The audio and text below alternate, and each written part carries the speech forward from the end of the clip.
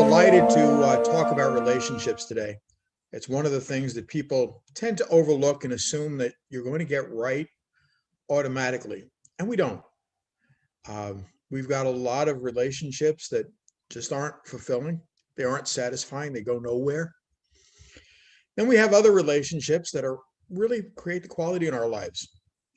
Well, here's one of the big secrets, which you should recognize all the time. When people talk about happiness, success, value in life, it comes through two things. And I'm not about to say possessions and money. It's all about the relationships you have and the experiences.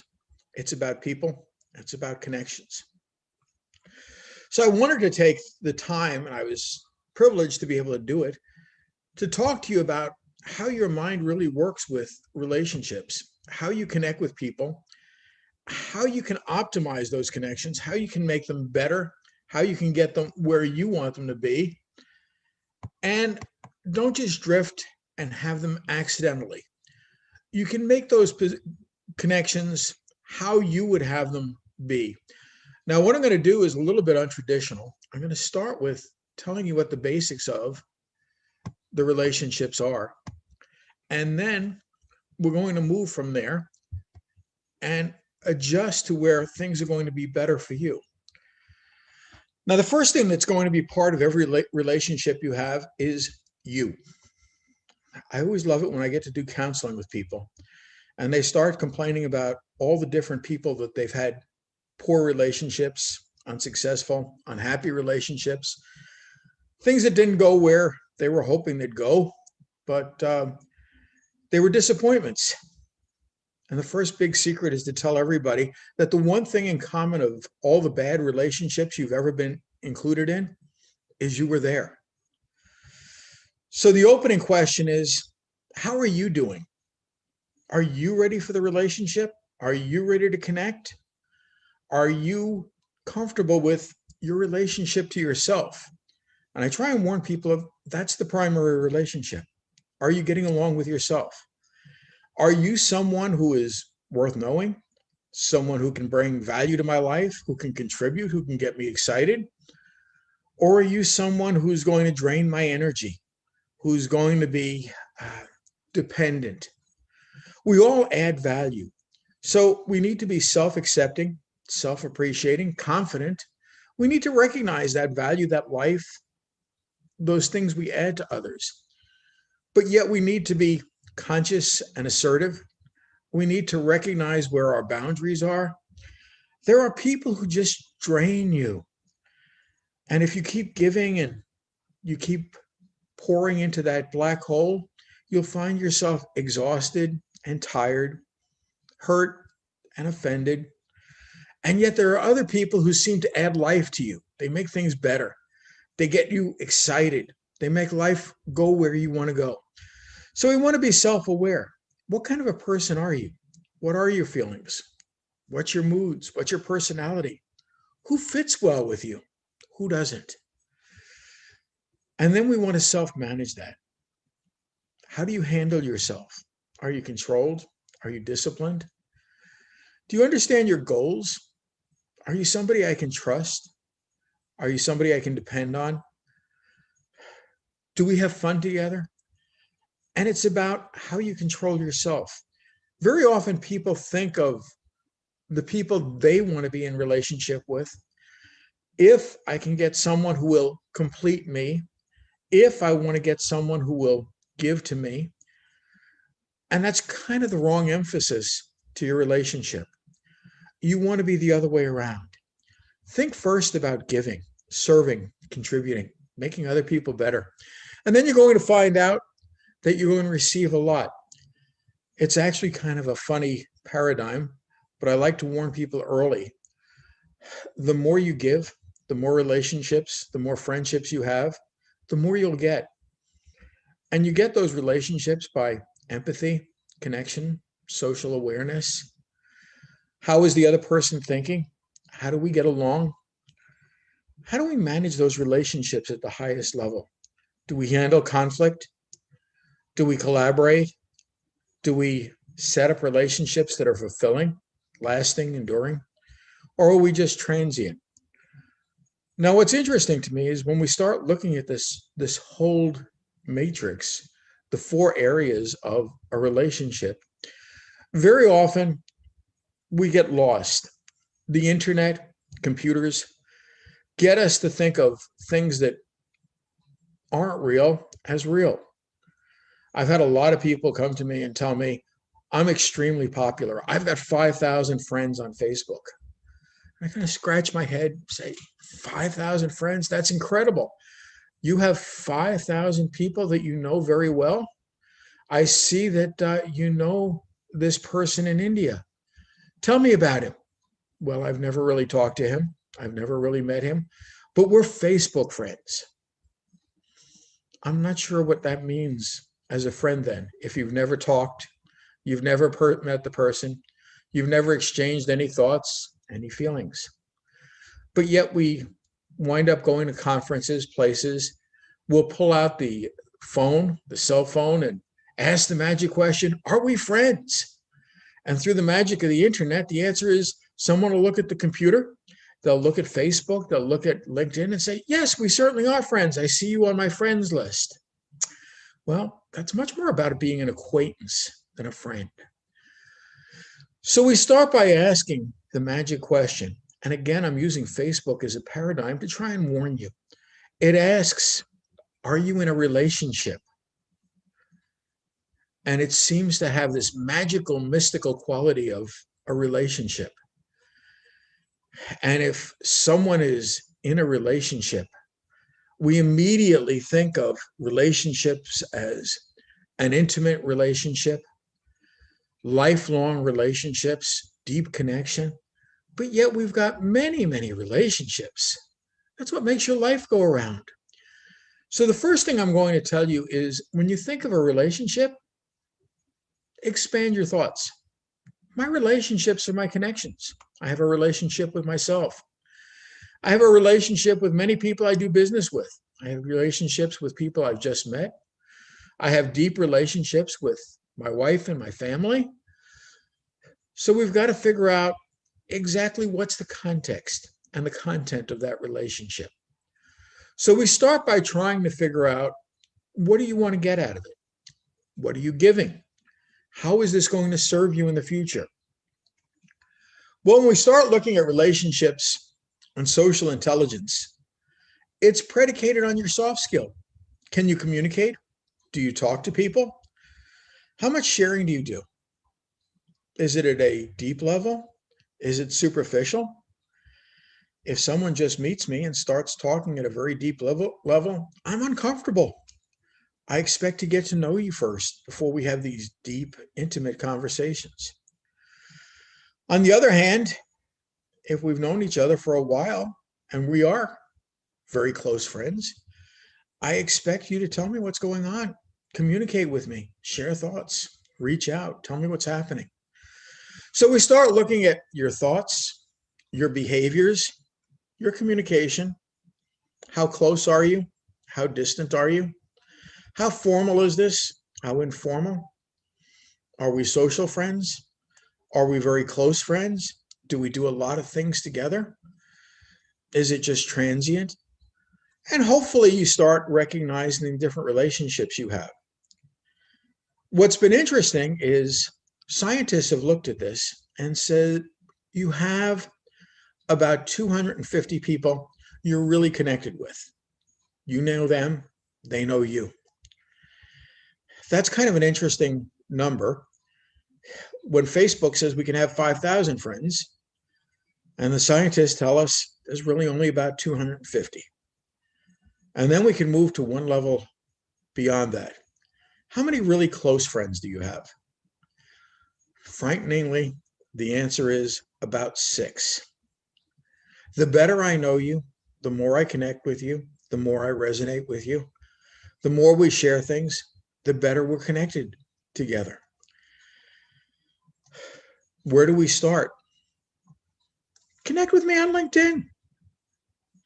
We can be connected there, and then we can see where it goes.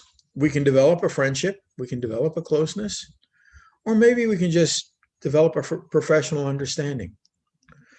Now, I like to try and warn people, this sounds simple, but it's not. It's very complicated in the mind. You recognize people, you recognize gestures, you get to understand what's happening with them. So we've got three separate types of intelligence running together, confused, definitely interrelated. So let's start on looking at what these things are going to do for you and look at what they're not going to do for you. The first one I want to start with is relational intelligence. This is the ability to relate, connect, nurture the interpersonal skills. Can you communicate well? Can we talk together? Do I understand you? Do you understand me? Are we simpatico? Are we attuned? It's fun to talk to you. It's comfortable. We're empathetic. You're an easy listener. We get along. We understand each other. These provide basic value, some kind of enjoyment. They help you develop. The more you develop your relationships, your connections, we're made to be people in relationship. That's what's been so hard with COVID and the isolation that this has caused. When people are isolated, we don't function nearly as well. We're made to be social. So when we can't reach out, we can't connect, we can't see each other, we really do suffer. If you look at the pandemic, you start seeing statistics of suicide rates, people feeling isolated, people feeling alone, people feeling stressed, people feeling depressed. Depression is the number one diagnosed mental illness in the world. So we start looking at the fact that we need to be in relationships. We need to be connected. You never know when it's going to be too late to reach out and connect with someone. It's amazing how we take things for granted and we don't develop those relationships. So we want the basic relational intelligence, the ability, the soft skills to reach out, to connect, to nurture one another, to laugh together, to smile together, to share sorrows, to share joys. Then we move down and we think about collaborative intelligence. Can we work together? Amazingly, businesses suffer when they start talking these days about being engaged. More employees are disengaged than engaged. People come to work, they put in the hours, but they're not really there. Their head is there, their hands are there, but their heart just doesn't ever appear. They're sort of like robots. The company gets the same attitude. Well, I can replace you. You're just a number. There's someone else waiting just outside the door. So you're not important. We're not important. Nobody's important. When you want to succeed at the highest levels, we collaborate. We generate synergy. We work together.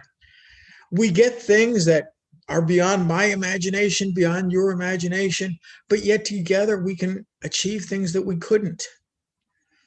I hear so much with artificial intelligence, and it's so exciting to think about computers, but computers are tools. People are collaborators. They're partners. We get synergy together. We get inclusion. We get mutuality. There's common memory. There's sharing. We have goals. We have community. We're about unity, diversity, collective wisdom. We share memories together. Does this work? No, it doesn't. I've been impressed by so many people I've gotten to meet in India. You folks are, especially the young people that I've gotten to know, are so much better on the computer than I am. And even better, I've been able to reach out and have them fix my computer from the United States all the way to India. It's great. I love the collaboration.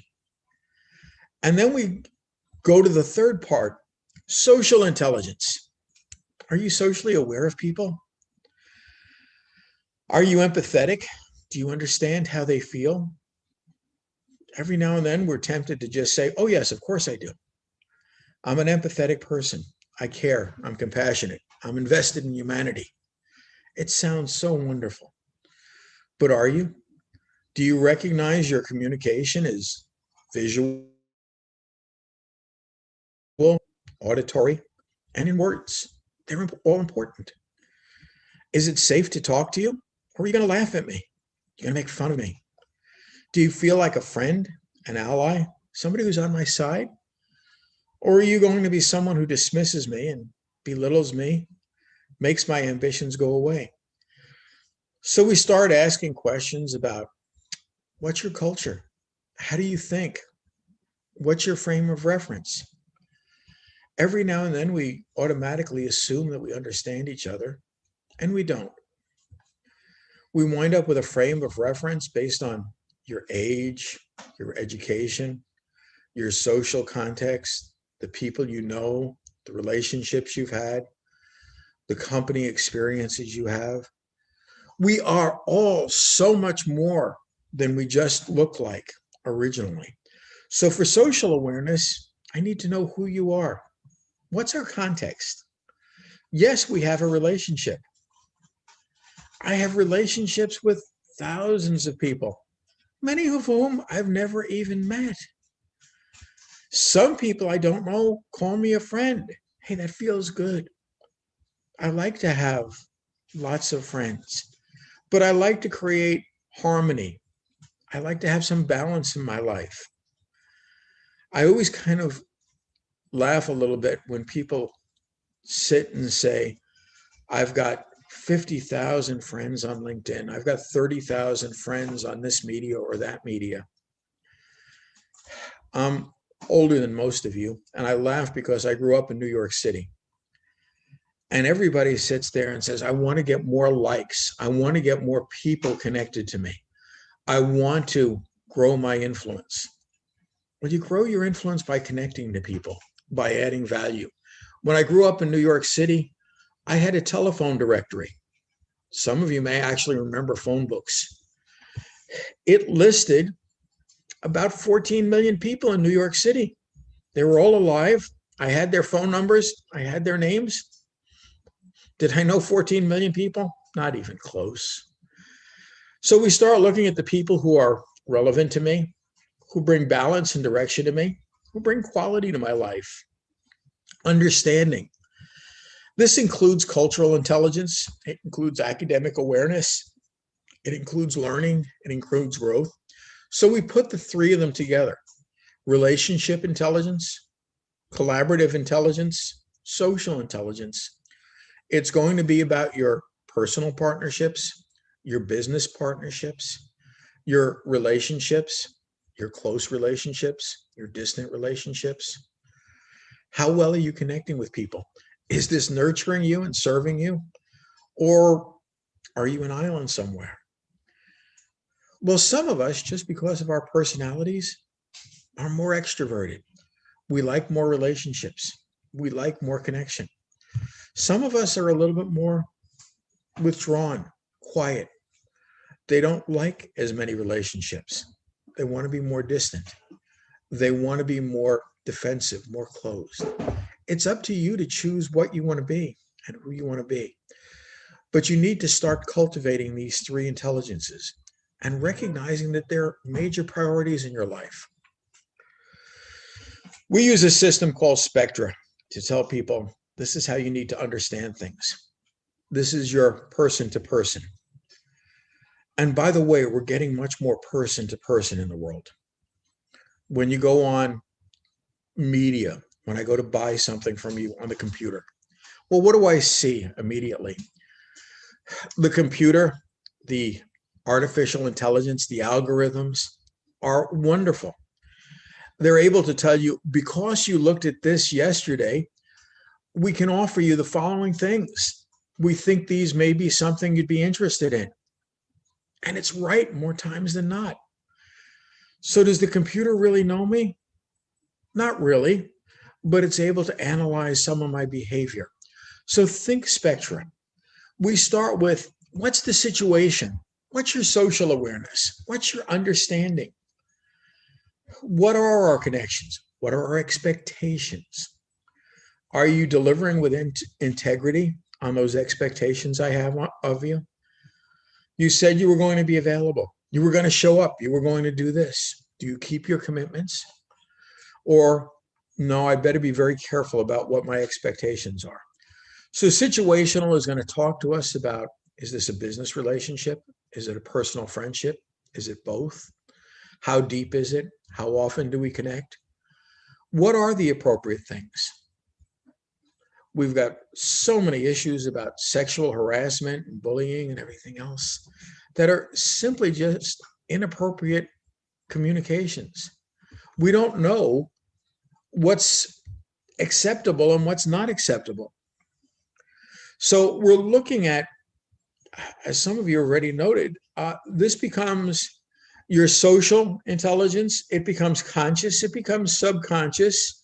We wind up getting some of these that get buried with us. And then we get other things that are extremely important. It's possible to remember people from long periods of time. So we get situational. Then we get our perspective. What's the context? Do I understand myself? Can I give myself? Can I share myself? Am I someone who can engage with you?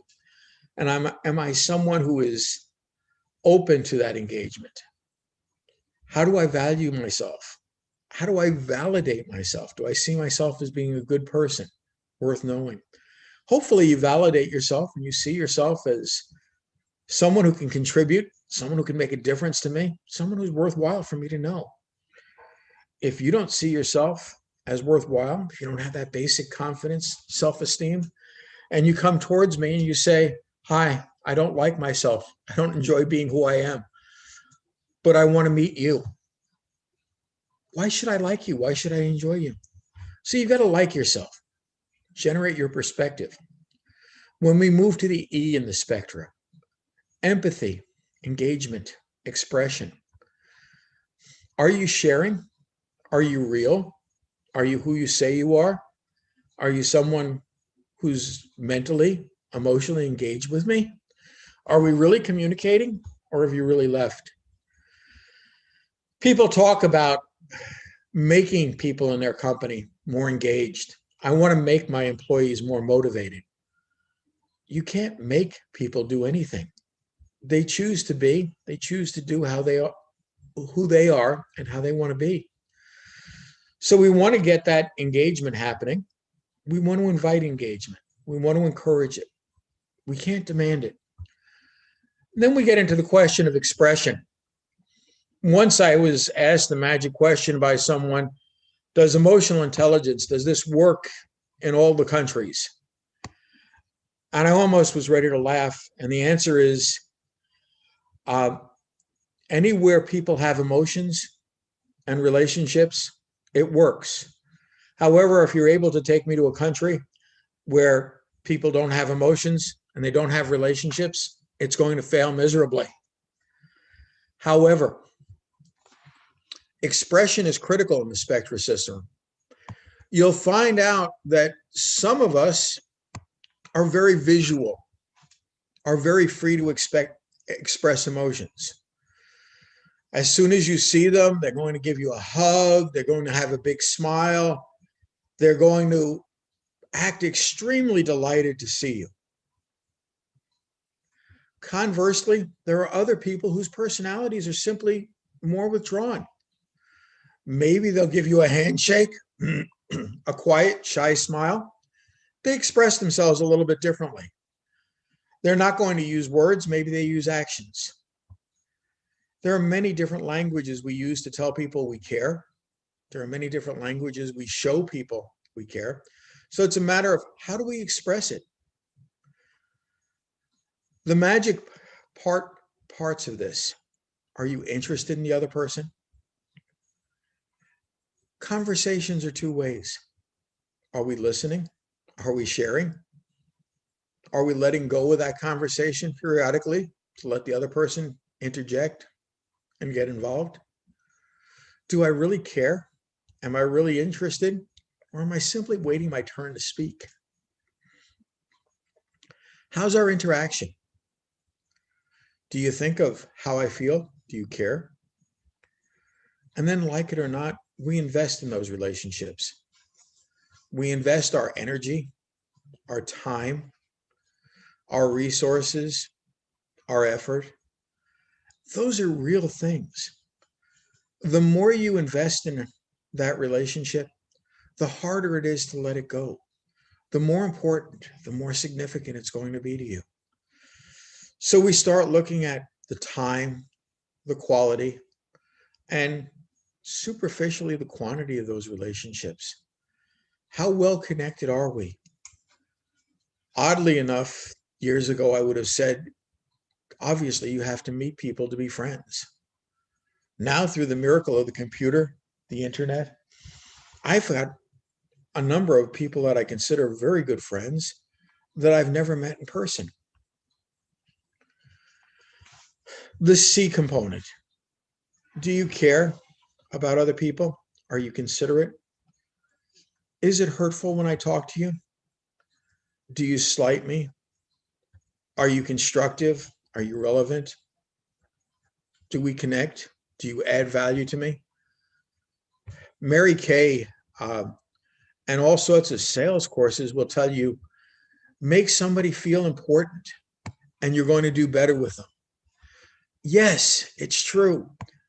When other people feel significant, valued, important, they really get more connected.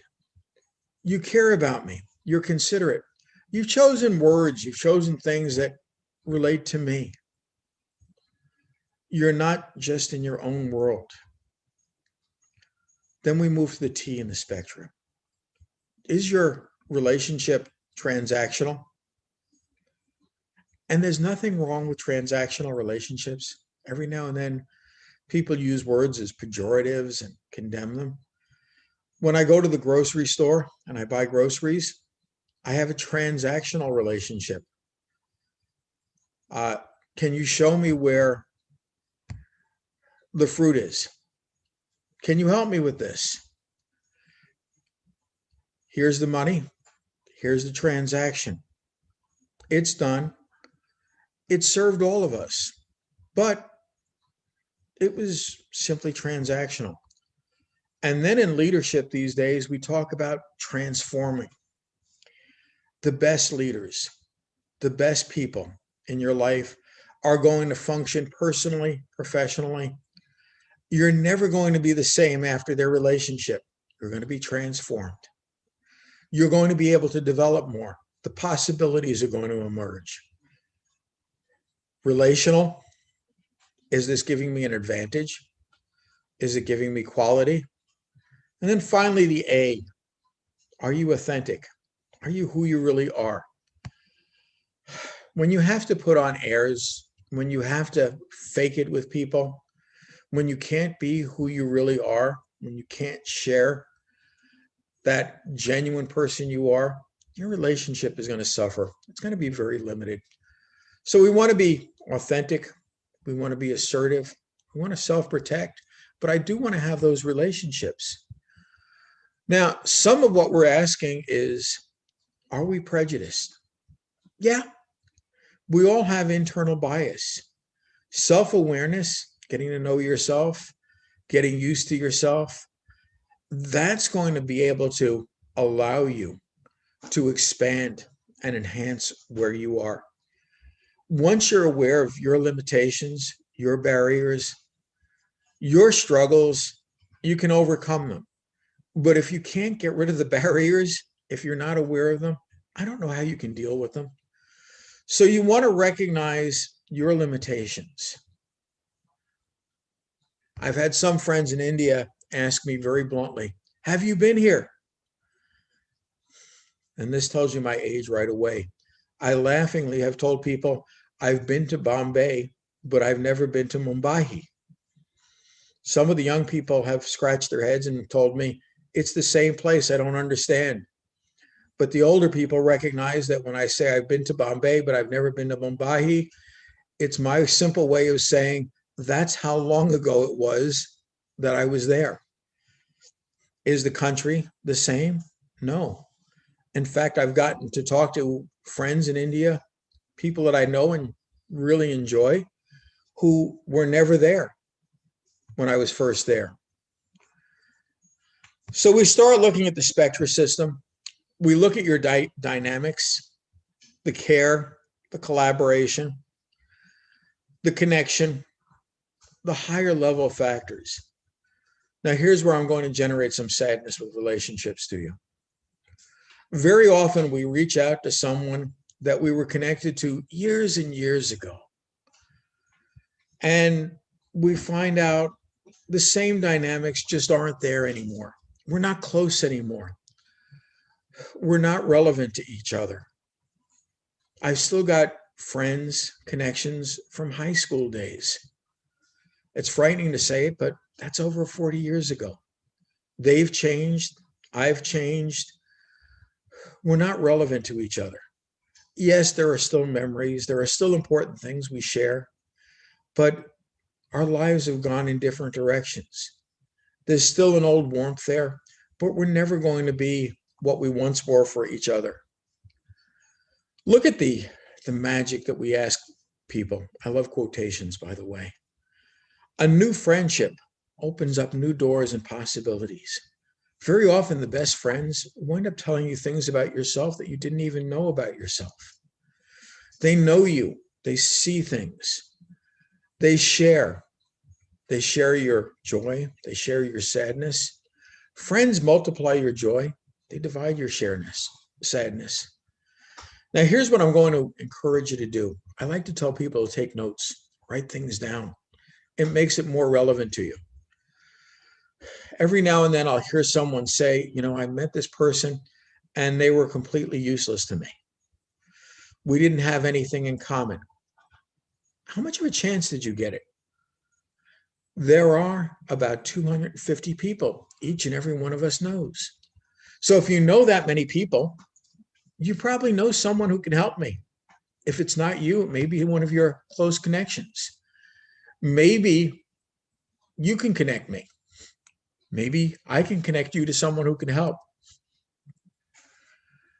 So what happens is we need to figure out who you are and what's the context. Let's share those relationships. Let's deepen them. Quality connections are worth much more than quantity. So here's where I'm going to encourage you to take some notes for yourself. Write it down. Try and make a point of meeting some new people every day.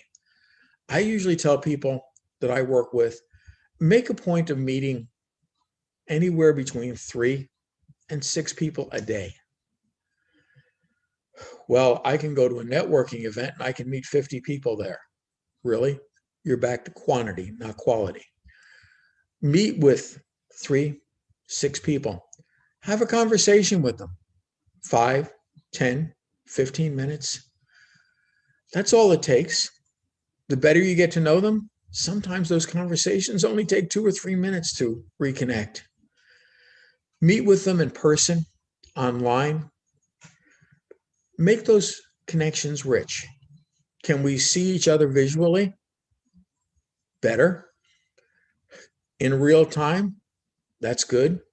Can I just instant message you? Okay, that works too, but it's not nearly as good. How about simply sending you an email? Okay, a little bit less close, but we're still reaching out. Better than nothing. Can I send you a letter? I guess these days there are still letters, but we really don't get many of them. So make a point of meeting 3 to 6 new people every day. Write some notes. Note what's important to them. What do they want to talk about? How are things in their lives? Get used to creating some good questions for yourself. Where do you live? What do you do? What do you like to do? What makes you smile? Look for questions you can ask without being intrusive. Even when we start talking the simplest questions, what's the weather like? Are you having a good day? It shows some care. The better we know people, the better we can craft questions, the better we can engage, the better we can connect, the better we can develop those relationships. Now, here's the priority. Don't just ask the question. Listen for the answer. So many times we're in a hustle and bustle that someone asks a question and we don't wait for the answer. We simply go our merry way, allowing that, well, this person asked a question and that was good, but I didn't hear what the answer is. Big mistake that we often make. We'll look for things that we disagree with. You find what you look for in people and relationships.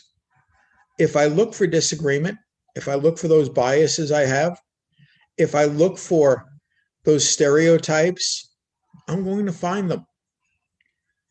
If I manage to overcome them and look for things we have in common, things we share, things that are similar for us, we get connection. Differences create distance. Commonalities create connection. It's pretty simple. But yet so many people get so confused. We look for things we disagree with. We look for things that separate us. Look for the commonality. Look for the connection. The better you know each other, okay, then we can talk about differences. We can explore, why do you think that way? But look for common first. Even put down some notes. I really like this about so-and-so. We share the same thing. And you're going to find out you empathize, you connect, you relate better to people you share things in common with. Open that dialogue. Don't just connect once, nurture it. Call them back. Write another note. Did you remember their birthday? Their wedding anniversary? Maybe an important holiday in their tradition? Connect. Connections are opportunities. Reach out. Go where you want to go. Amplify them. Now, what are we looking at? Let's develop those relationships. People have asked the magic question about prejudices, biases. I need to know them to overcome them. So we wind up looking at this nice little staircase model. It's typically how we do connect. We initiate the contact.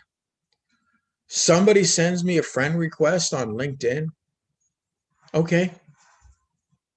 You look like I might be able to do something for you. You might be able to do something for me. You look like a real person. So we've initiated things. We're connected. Let's experiment. Tell me about yourself. Hey, that was interesting. Or, oh, we're not really connecting. There's no chemistry here. There's no vibrance. We're not really relating much. I talked to this wonderful person and he's telling me that he's a professional in India in cricket. I hope some of you guys enjoy sports and cricket, but I'm an American. My first response was, I have no idea how cricket is even played. Can I look for separation there? I certainly can. I could have immediately told that person, I don't understand cricket. I don't know how it's played, and we don't play it in the United States. However, I was looking for connection, not distance. So let's experiment. Let's intensify. Tell me how the game is played. I really don't understand it. This person was able to spend about an hour explaining to me the basics of cricket. I'm not sure I understand the game yet, but it was very interesting for me to understand the similarities to sports that I'm familiar with. So we connected. He's a friend of mine. I'll usually ask him at this point when we chat, how are you doing? How are the wins and losses? Talk to me about your statistics. Then we start differentiating. What makes me different? Now our bonding was about validation, connection. The downward part of the staircase is we're letting go. Our relationships aren't the same. They're changing. They're modifying. We're drifting apart.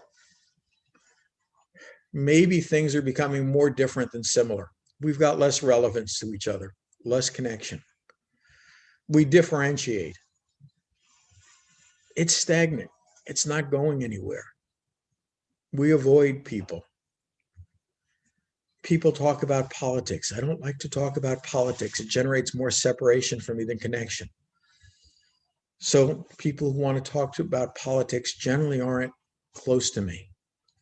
And then eventually the relationships terminates. Maybe we had a nice professional relationship. You and I were connected at work. I changed jobs. You changed jobs. The relevance is gone. So we're starting to connect and recognize that relationships come, they go, they come together, they drift apart. Well, I try and warn people, you've got healthy relationships. These are validating. They're constructive. They make me a better person. They expand my possibilities. These are great. I enjoy them. I don't know about you, but I can tell you very bluntly, I'm a person who needs people. I need my relationships. If I have to sit by myself all day, okay, I'm going to get a book and I'm going to read. Maybe I'm going to listen to music. Maybe I'm going to find a film to watch. But I've got to be connected to humanity. I love communicating. I love talking. Are you respectful? Now, even if I have a bias, and some of you have asked about prejudice and bias, I can still be respectful. If I recognize that certain words hurt, offend, I avoid them. I validate friends by treating them like friends. How much can I trust you? How much can I share with you? Can we enjoy our time together? Then we get a lot of relationships that have hit this unhealthy category. We're not communicating. It's not growing. It's not going anywhere. It's just there. Well, when was the last time we talked? I don't know. Maybe 6 months, maybe a year ago. That's not a sign of a healthy relationship.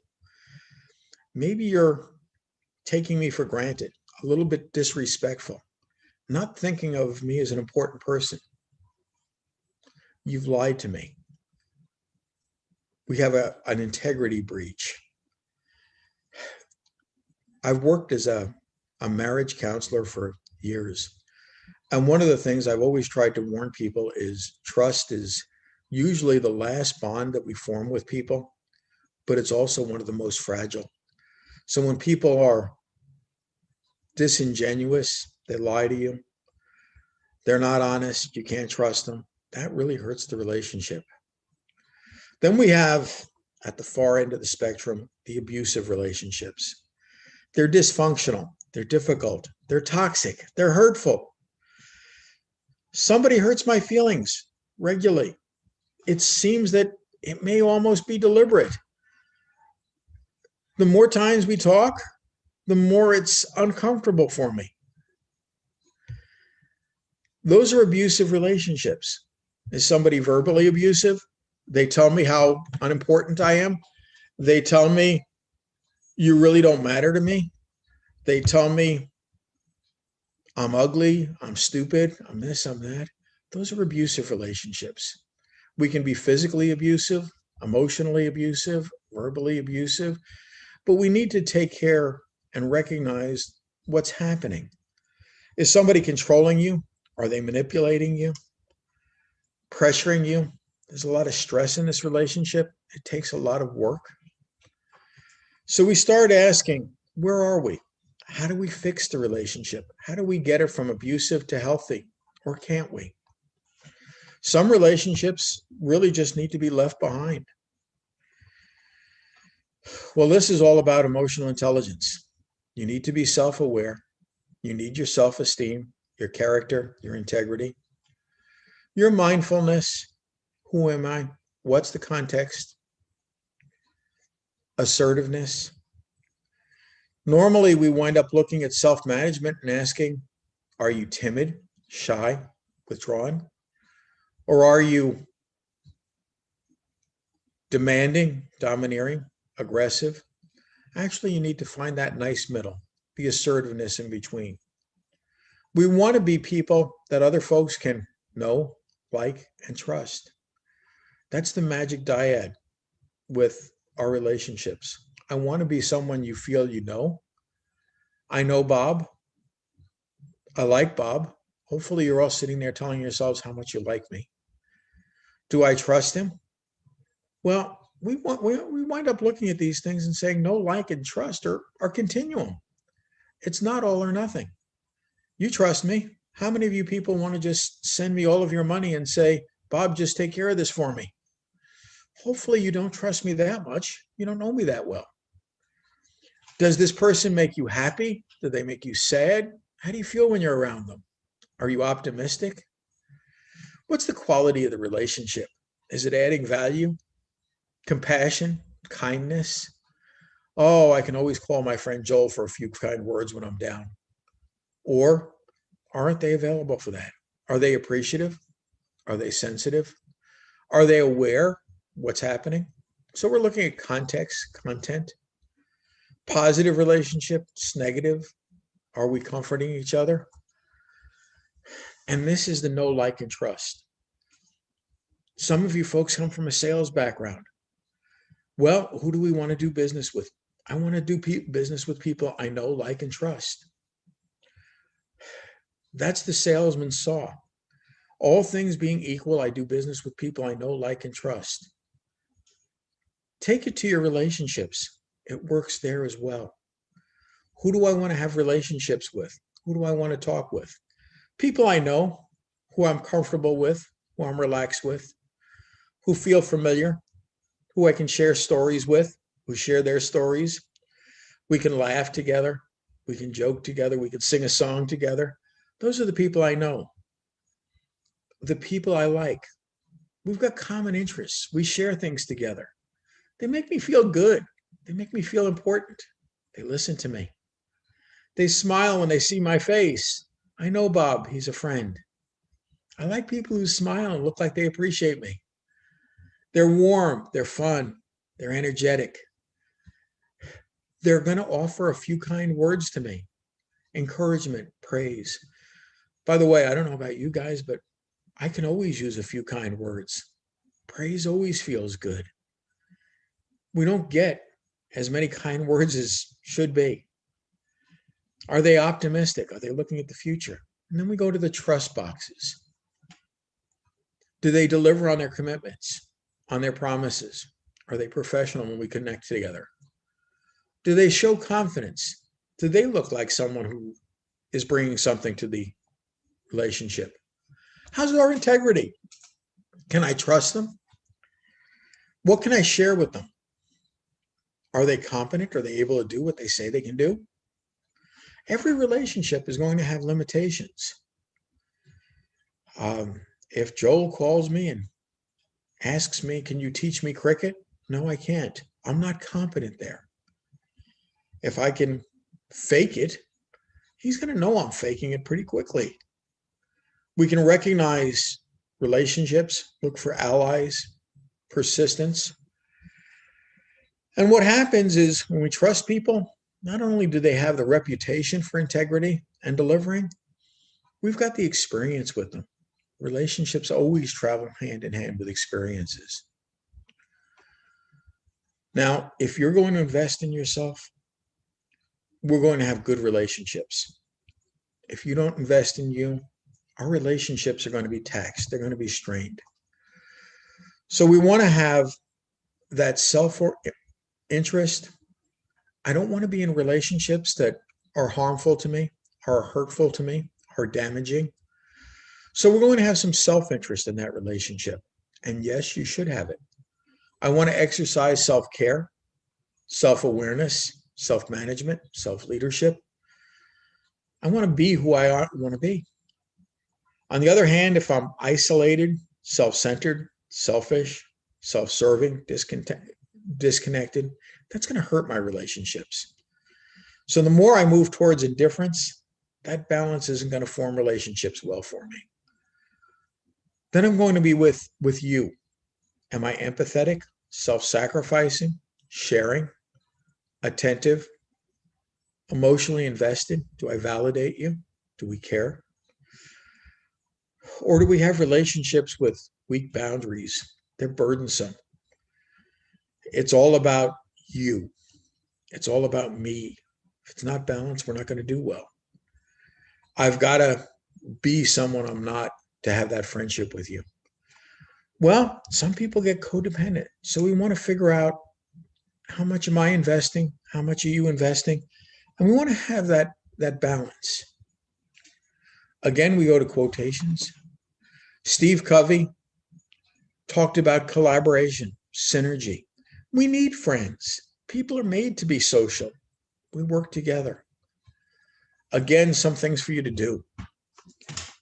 Look for icebreakers on those relationships. Initiate connection. Don't just ask someone to connect. Say, when can we talk? Can we chat? Can we get to know each other? How can I help you? What can I do for you? How can I be of service? Look for some icebreakers. When you look at somebody's profile on the internet, look for something you can ask about. Wow, how long have you been doing this? I'm really impressed that you know such and such. Look for people that you know together. Generate some goodwill. Now, here's an exercise that I tell people, it's worth the time. Write a list of 20 questions, open-ended questions, ones that are not invasive, that you can invite someone to self-disclose, share, tell me about yourself. Write those 20 questions down. Have them at your beck and call. They'll make those initial relationship for you. Let people express themselves. What's your favorite movie? Tell me about, where do you want to go on a dream visit? What's your favorite place to go in India? What do you like about it? Tell me about where you live. What's your favorite book? What stories do you like? What's your favorite food? Wow, explain that to me. What does that taste like? Talk about sports. If you were a millionaire, what would you do with all the money? How would you spend it? If you could meet someone for only an hour, who would that be? What would you talk to them about? So we've got a whole array of creating questions. So I'm going to close with this because I know I'm running out of time. And I'm going to recommend that you take time to get to know yourself. Write a journal. Invest in the relationships. Make those connections for yourself. Invest in the people. Let them know you're important. And reach out to people. You never know when it's going to be too late. You never know when they're gone. The opportunity is past. Let people know you care about them. Let people know they're valued. Let them know that they're special.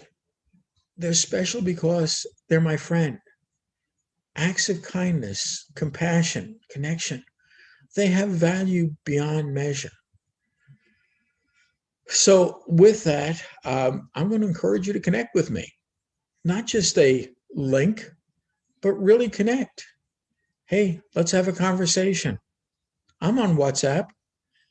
I've had friends in India who taught me how to work it. I didn't know how to do it. And yet one of your friends there literally showed me how to work the whole application. I love it. I'm not great on technology, but I am great on connection. And boy, do I like friends. Reach out. Let's make it personal. Joel, I'm going to turn it over to you and silence myself. If anybody has any questions or things that they want to pursue, you can catch me personally, or you can talk to Joel.